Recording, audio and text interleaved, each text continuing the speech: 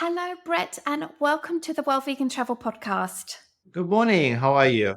I'm very well, thank you. Thank you for joining me. It's so early from Indonesia, somewhere very far.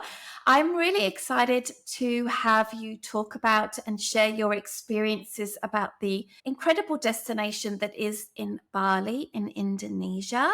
So, before we get started in that, would you mind telling us a little bit about what it is that you do in the vegan travel space? I run a vegan scuba diving travel agency called Infinite Blue Diving, and I've been doing that for about 4 years now with my colleague Tegan, who has been on the podcast before, I think a few months back now. Yes, it was so lovely to have Tegan on the podcast a few months ago, and he was talking about why vegans should consider diving as a thing to do when they travel, especially vegan travelers. Sorry, continue. No, I worked in the dive industry for a long time and noticed that something was seriously lacking when it came to providing service for vegan divers. And so we set about trying to change that a little bit and also hoping to change the way that operators work within a sensitive environment as well, just by providing more for vegan people and then by proxy being better for the environment in which they work. If you haven't listened to Tegan's episode of the podcast, I definitely recommend you checking it out because it was really fun and informative. And tell us, how is it going in Infinite Blue Dive Travel? What are you working on right now? It's been really good.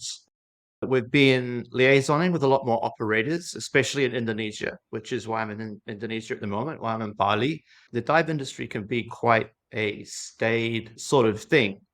And it's very much a steak and potatoes deal, unfortunately. And we're slowly starting to see some change. And a lot of operators here, even sending their chefs to different areas, especially to Singapore, over to Jakarta. They're coming here to Bali to even learn how to create purely vegan menus for customers now. And we've also been helping them out with that too, which has been a really good thing. So we're starting to see some change and it's been great. What's really cool is some of the guests have been going diving on a liveaboard for a week or 10 days. And other guests are seeing what they're eating and basically taking all their food away. So yeah, it's been great. Yeah. That is amazing. I'm so excited. I'm a certified diver and I love to dive. And I love the idea of being able to go on an exclusively dive vacation and actually have something to eat. That would be amazing. We're here today to talk about Bali as a destination. I'm sure our listeners will know a little bit about Bali anyway, but why don't you explain a little bit about where Bali is and what it has to offer as a destination? Bali is just above Australia and situated to the south of Indonesia. It's an incredible little place. And I think for me, it's a very good hub or a very good entrance point into everything that Indonesia has to offer. So you have Jakarta over on the west, and then further over towards the east, you have places like Komodo National Park, you've got Raja National Park. So it's really located right in the middle of everything. And it's just an incredible destination. So that's why I'm based in Bali at the moment, anyway. Okay, but I've heard that Bali is getting really busy now. What's going on with that? Everything opened up again after COVID. It's seen an incredibly huge influx of tourists just because it's so accessible, I think, which is what makes it really great. It has a good international airport. It has loads of flights coming in from all over the world, which means it's really easy to get here. So I think in terms of a gateway, it makes Indonesia very accessible in comparison to some other countries in Southeast Asia, for sure. And so at the moment, there's a huge number of tourists coming in, which is great for the economy here. It's great for tourism, but it has been putting a little bit of stress on the infrastructure and stuff here, which I think has been hitting the news a little bit. There's been some instances of some silly skullduggery going on, I think, which you may or may not have heard about, I'm not sure. No, I haven't heard about that. Are you able to elaborate? Recently, there's been tourists that have been soul searching, 20-something-year-olds that are looking for a bit of direction in their life, especially into a little place in Bali called Ubud, which is where I am at the moment, which is an absolutely amazing place. It's one of the reasons why I recommend Bali, one of the reasons why I'm here. It has a very deep cultural sentiment and feeling about it. I think it's different from all of the rest of Indonesia because of the Hindu population that's here. And it has a very deep sort of ingrained spirituality and inclusivity. And so there's been a sort of a certain demographic of tourists here coming to find themselves, and they'll be getting up to some pretty interesting stuff. I think a couple of months back, there was this Canadian gentleman who turned up naked on the top of a sacred mountain here doing a New Zealand haka, Oh dear. Oh no. which was just extremely odd. And he was deported. Fair enough, I think. And recently there was an instance of a temple ceremony happening, and a woman stripped naked and ran into the middle of the ceremony while it was happening. And I'm not sure what happened to her, but yeah, it's an interesting place. Yeah, it's very interesting, isn't it? I think a lot of people confuse Bali's friendliness and kindness and hospitality. And there's also this sort of association of being authentic, getting raw, and discovering yourself. And people often don't realize that Balinese culture is really quite conservative. Nudity is not something that Balinese people would indulge in at all. They're really quite conservative in many areas. So I'm not surprised that this is happening, and travelers really need to do a better job of educating themselves as to what's acceptable and not acceptable in destinations that they go to. Yeah, for sure. It is actually very traditional and really rather conservative. If travelers were going to head to Bali, what would you say are the must see destinations to go to from maybe a cultural perspective or a landscape perspective or a mixture of all of those? Goodness me, there really is a lot to offer in Bali. I would definitely suggest coming to Ubud. It's a very special place. There's lots of lush forests and lots of beautiful temples to see here. There's a lot of fantastic and very inclusive eating to be done, which is absolutely incredible. And yoga also is amazing at Ubud, which is why I'm here as well. And it's central to everything else. Outside Ubud, there's places like Amed, which I think Tegan mentioned last time, which is a beautiful beach location. He did. Yeah. There's Tulamben, which is another beautiful destination to go to.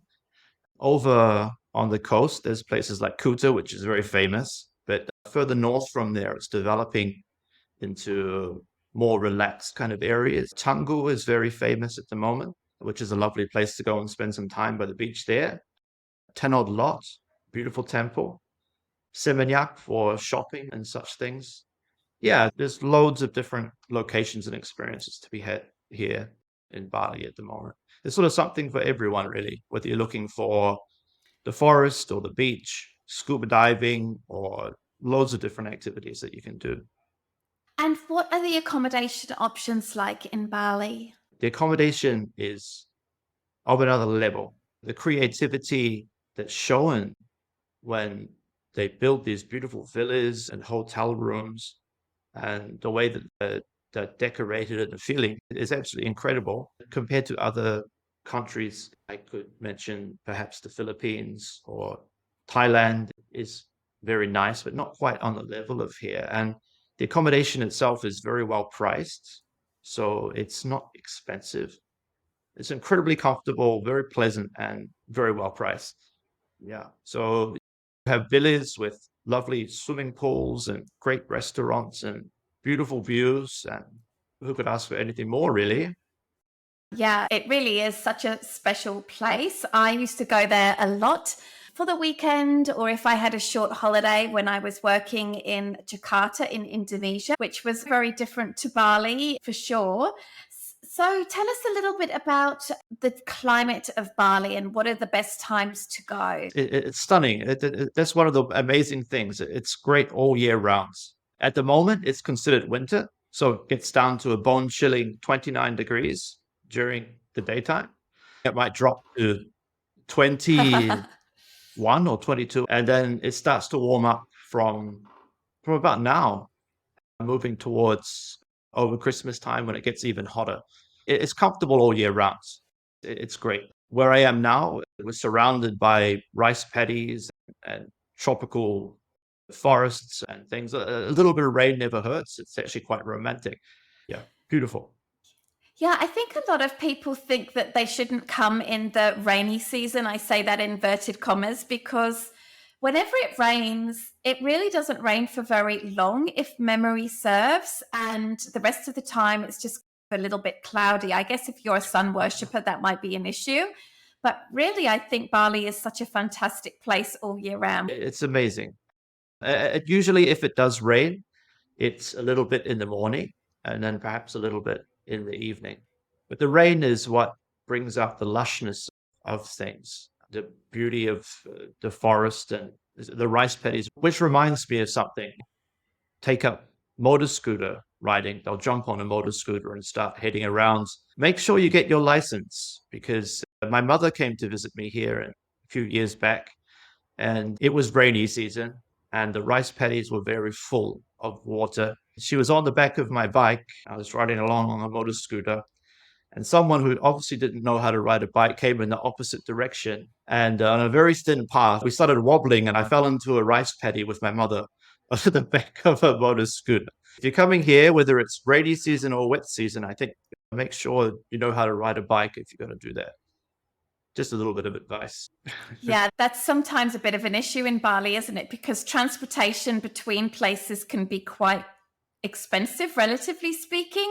So a lot of people will use motorbikes, and if they don't know how to ride them, that could easily end in tears because the roads are really narrow and they're quite Oh, it's bendy. frightening. It's frightening. And I think there's been quite a few tears of late, but not just from the foreigners that are getting in trouble, but also the local people that are pulling their hair out, wondering what on earth are these people doing.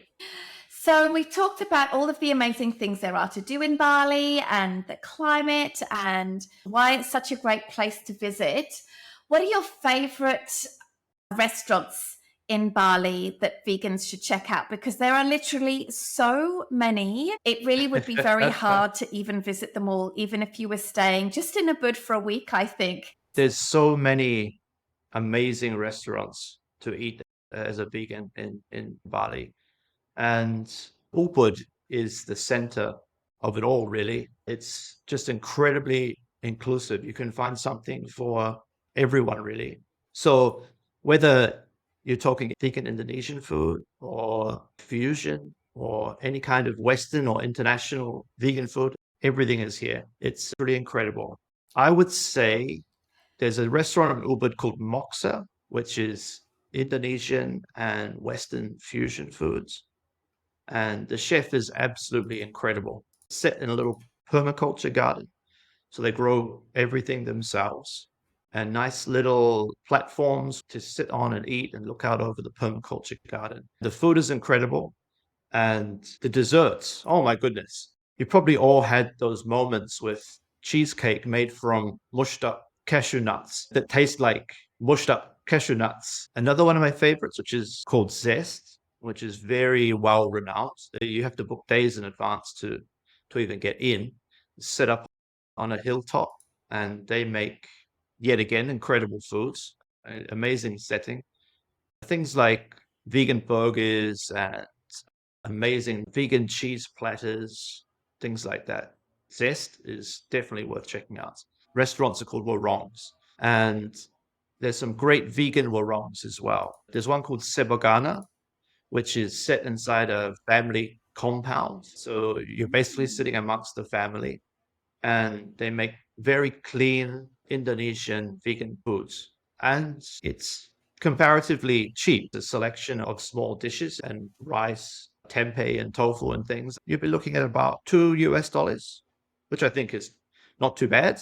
And another place is called Seeds of Life, which is a very special sort of place. They focus on raw vegan foods. So they have raw moussaka, lasagna, vegan burgers, which are super tasty, and also desserts, but they also have vegan tonic section. So they make teas and tonics based on old Chinese herbal recipes and things, which is incredible. If you're flying into Denpasar, which is where the airport is, there's also loads of really good vegan places. I'm sure when you are staying in Ubud for extended periods of time, you probably never cook. And from what I know, the delivery services are really excellent as well. And you can order anything you like.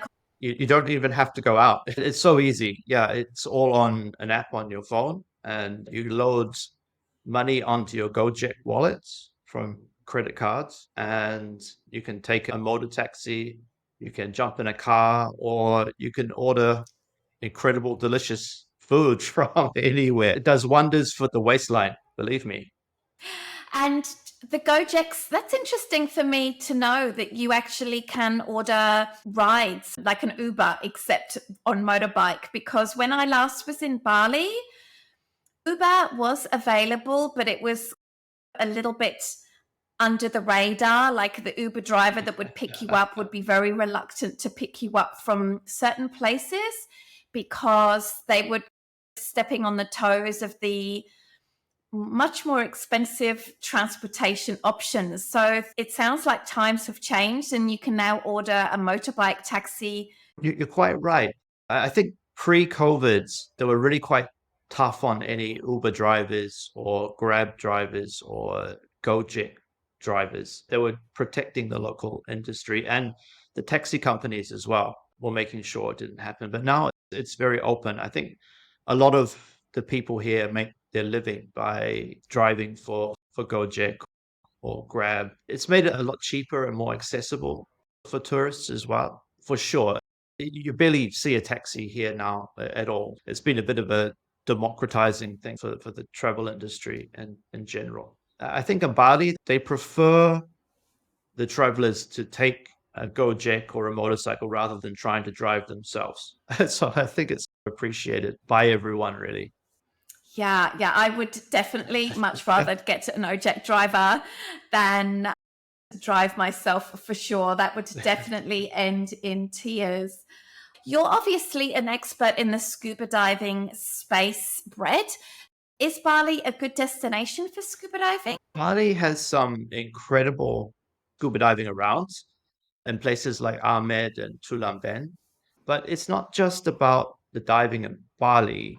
It's also as a very convenient place to get to other areas, which are also some of the best diving in the world.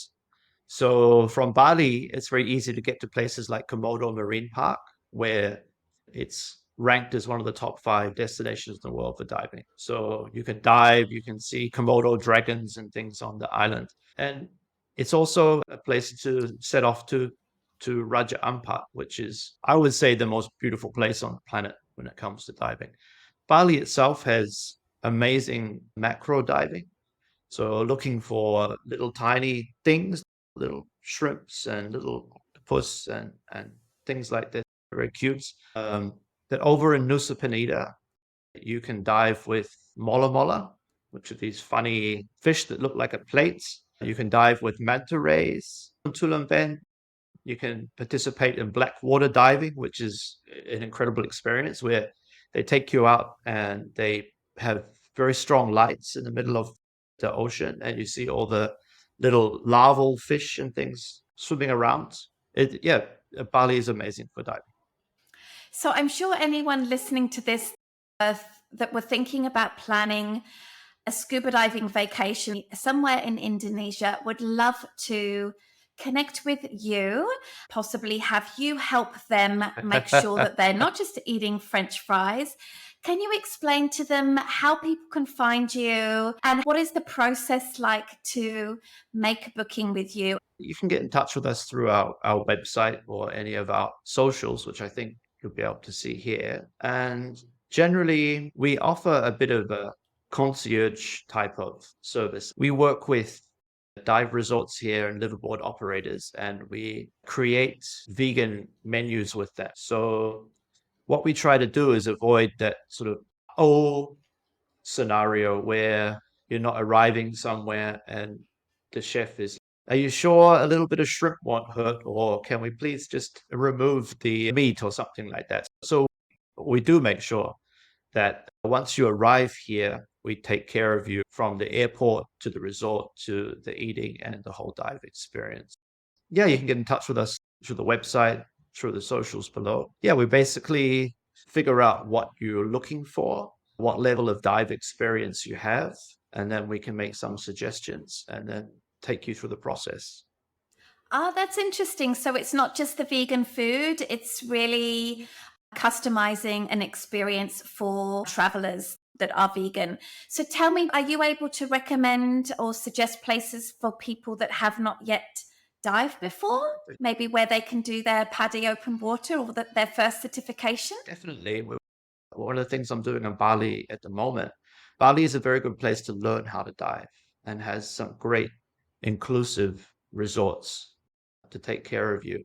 So if you're coming to Bali, places like Tulamben and Amed, Lembongan are very good places to learn how to dive or maybe upgrade your current scuba certification to an advanced level as well. So they're very good dive instruction operations. So you can come here, you can live in a great hotel, you can eat fantastic food, and you can learn to dive and amongst some of the world's best diving. Incredible. So, Brett, thank you so much for coming on the World Vegan Travel Podcast and talking with our listeners about Bali as a destination. Listeners, if you're interested in learning to dive, or maybe you would like to dive again after a hiatus, then you will definitely want to check out Blue Infinite Dive Travel and what they do to make sure that you have a really delicious dive experience as well. Thank you, Brett. Thank you so much for talking with me today and getting up so early. I much appreciate it. Thank you so much. Thank you very much for having me.